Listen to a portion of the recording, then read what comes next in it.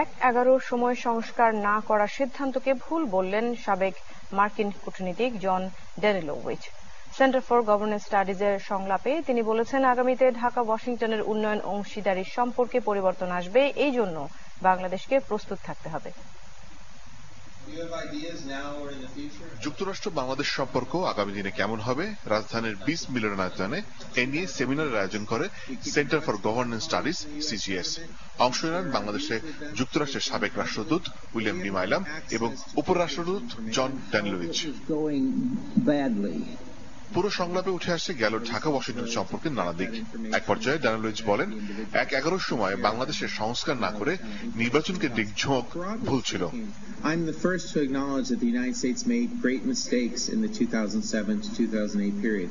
I think we, the United States government, and perhaps others, including some within Bangladesh, gave too much importance to what the generals and brigadiers thought and didn't give enough attention to what the people of Bangladesh wanted. এক প্রশ্নের জবাবে তিনি আরো বলেন, বাংলাদেশ যুক্তরাষ্ট্রের উন্নয়ন অংশীদারিত্বের সম্পর্কে আগামীতে পরিবর্তন আসবে, এর জন্য প্রস্তুত থাকার পরামর্শ তার। When the Trump administration thus far has articulated its priorities, promotion of democracy and human rights has not been there at the top of the list.